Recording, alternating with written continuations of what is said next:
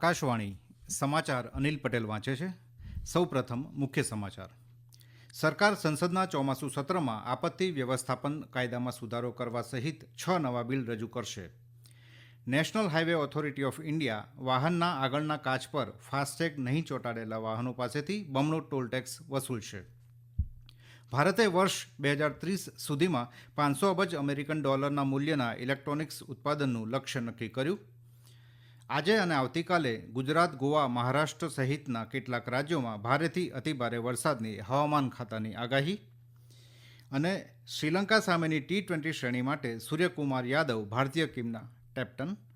આજે મહિલા Asia cup cricket T20માં Bharat આજે શ્રીલંકામાં કટ્ટર હરીફ પાકિસ્તાન સામે ટકરાશે. સમાચારો વિગતવાર. સરકાર આગામી સપ્તાહથી શરૂ થતા સંસદના ચોમાસુ સત્રમાં આપત્તિ વ્યવસ્થાપન કાયદામાં સુધારો કરવા સહિત 6 નવા બિલ રજૂ કરશે. નાણાં વિધેયક ઉપરાંત સરકારે નાગરિક ઉડ્ડયન ક્ષેત્રમાં વ્યાપાર કરવામાં સરળતા માટે સક્ષમ જોગવાઈઓ પ્રદાન કરવા 1934ના એરક્રાફ્ટ એક્ટને બદલવા માટે ભારતીય વાયુયાન વિધેયક 2024ને સૂચિબદ્ધ કર્યો છે. ગુરુવારે સાંજે લોકસભા સચિવાલય દ્વારા જારી કરવામાં આવેલા સંસદના બુલેટિનમાં ખરડાઓની યાદી પ્રકાશિત કરવામાં આવી હતી. સંસદનું ચોમાસુ સત્ર સોમવારથી શરૂ થશે અને 12મી ઓગસ્ટ સુધી ચાલશે. કેન્દ્રીય નાણામંત્રી નિર્મલા સીતારામન 23મી જુલાઈએ કેન્દ્રીય બજેટ રજૂ કરશે. દરમિયાન લોકસભાના સ્પીકર ઓમ બિરલાએ બિઝનેસ એડવાઇઝરી કમિટીની રચના કરી છે, જે સંસદીય કાર્યસૂચિ નક્કી કરે છે. National highway authority of India આગળના કાચ પર ફાસ્ટેગ નહીં ચોંટાડેલા વાહનો પાસેથી બમણો ટોલ ટેક્સ વસૂલશે.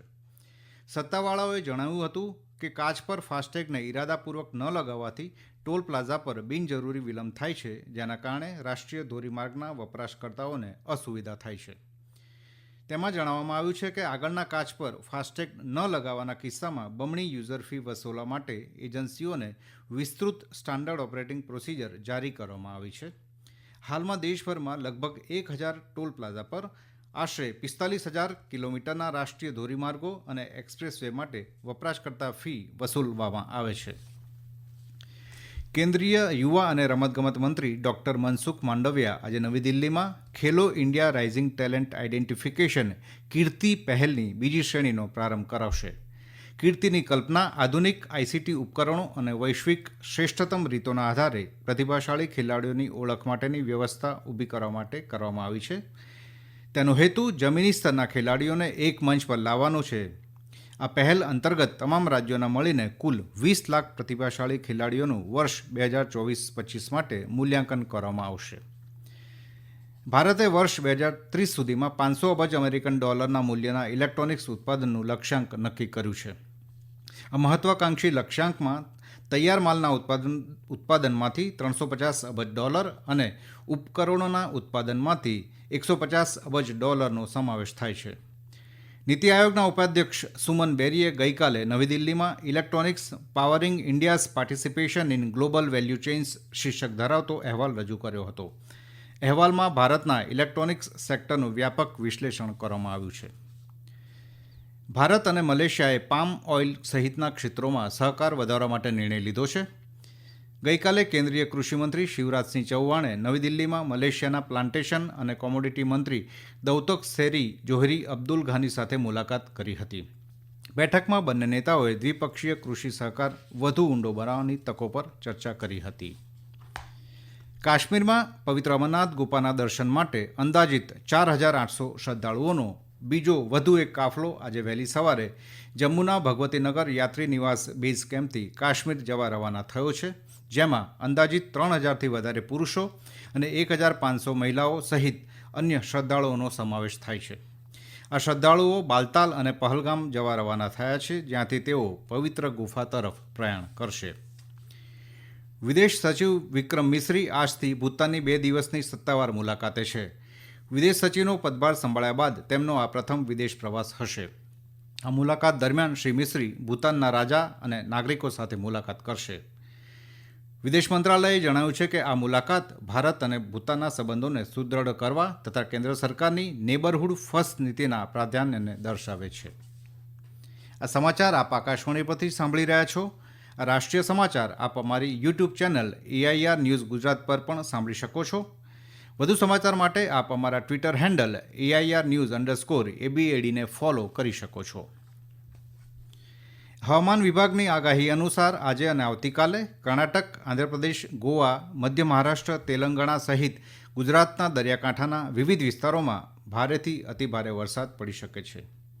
આ ઉપરાંત મધ્યપ્રદેશ, વિદર્ભ, છત્તીસગઢ, ઓડિશા, હિમાચલ પ્રદેશ, ઉત્તરાખંડ, પૂર્વ રાજસ્થાન ઉપરાંત આંદામાન અને નિકોબાર ટાપુઓ, ઉપ હિમાલયન પશ્ચિમ બંગાળ, પૂર્વોત્તર ભારત, જમ્મુ કાશ્મીર, લદ્દાખ, હરિયાણા, ચંદીગઢ અને દિલ્હી સહિતના રાજ્યોમાં વાવાઝોડા અને વીજળીના ચમકારા સાથે હળવાથી મધ્યમ વરસાદની આગાહી પણ હવામાન વિભાગે વ્યક્ત કરી છે. શ્રીલંકા સામે 27મી જુલાઈથી શરૂ થઈ રહેલી 3 મેચની T20 શ્રેણી માટે સૂર્યકુમાર યાદવને ભારતીય ટીમના કેપ્ટન બનાવવામાં આવ્યા છે, જ્યારે ઓગસ્ટ મહિનામાં રમાનારી 50 ઓવરની શ્રેણી માટે વન ડેના સુકાની રોહિત શર્મા અને વિરાટ કોહલીને સ્થાન આપવામાં આવ્યું છે. શુભમન ગિલને બંને ફોર્મેટ માટે વાઇસ કેપ્ટન બનાવવામાં આવ્યા છે. T20માં સામેલ અન્ય ખેલાડીઓમાં યશસ્વી જયસ્વાલ, રિંકુ સિંહ, રિયાન પરાગ, ઋષભ પંત, સંજુ સેમસન, હાર્દિક પંડ્યા, શિવમ દુબે, અક્ષર પટેલ, વોશિંગ્ટન સુંદર, રવિ બિશ્નોઈ, અર્શદીપ સિંહ, ખલીલ અહેમદ અને મોહમ્મદ સિરાજનો સમાવેશ થાય છે. મહિલા એશિયા કપ ક્રિકેટ T20માં વર્તમાન ચેમ્પિયન ભારત આજે શ્રીલંકાના દાંબુલામાં ટુર્નામેન્ટના પ્રથમ દિવસે કટ્ટર હરીફ પાકિસ્તાન સામે તેના અભિયાનની શરૂઆત કરશે. ટુર્નામેન્ટની શરૂઆત ગ્રુપ એની ટીમો સંયુક્ત આરબ અમીરાત અને નેપાળ વચ્ચે ભારતીય સમય અનુસાર બપોરે 2 વાગે થશે, જ્યારે ભારત અને પાકિસ્તાનની મેચ ભારતીય સમય અનુસાર સાંજે 7 વાગે શરૂ થશે. ફાઇનલ મેચ 28મી તારીખે રમાશે. એશિયા કપની આ 8મી આવૃત્તિ છે, જેમાંથી 7 આવૃત્તિમાં ભારતનો વિજય થયો છે. ટેનિસમાં સ્વીડિશ ઓપનની મેન્સ સિંગલ્સની ક્વાર્ટર ફાઇનલમાં સ્પેનના રાફેલ નડાલ આજે સાંજે આર્જેન્ટિનાના મારિયાનો નેવોન સામે ટકરાશે. નડાલે 6-4, 6-4થી બ્રિટિશ ખેલાડી કેમરોન નોરી સામે સરળ જીત મેળવીને ક્વાર્ટર ફાઇનલમાં પ્રવેશ કર્યો હતો. ચોથા ક્રમાંકિત મારિયાનોએ ભારતના સુમિત નાગલને હરાવીને 8મા રાઉન્ડમાં પ્રવેશ કર્યો હતો.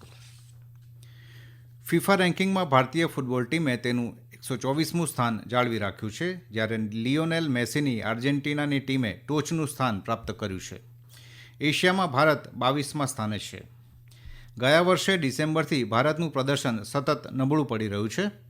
ગયા વર્ષે ભારત પ્રથમ વખત ટોચના 100માં પ્રવેશ્યું ત્યારે તે તેના સર્વોચ્ચ સ્થાને 99મા ક્રમે હતું, પરંતુ ત્યારથી તેનું પ્રદર્શન ઘટી રહ્યું છે. ફ્રાન્સે યુરો 2024ની સેમિફાઇનલમાં સ્થાન મેળવ્યા બાદ રેન્કિંગમાં તેનું બીજું સ્થાન જાળવી રાખ્યું છે. યુરોપિયન ચેમ્પિયન સ્પેન 5 ક્રમ આગળ વધીને 3જા સ્થાને છે, જ્યારે ઇંગ્લેન્ડ બ્રાઝિલ કરતાં 1 ક્રમે આગળ વધીને 4થા સ્થાને રહ્યું છે.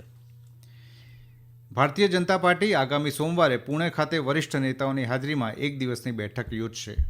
બેઠકમાં કેન્દ્રીય ગૃહપ્રધાન અમિત શાહ, નીતિન ગડકરી, પિયુષ ગોયલ, રાજ્યના પ્રભારી ભૂપેન્દ્ર યાદવ અને સહપ્રભારી અશ્વિની વૈષ્ણવ સહિત પક્ષના વરિષ્ઠ નેતાઓ સત્રમાં હાજરી આપે તેવી અપેક્ષા છે.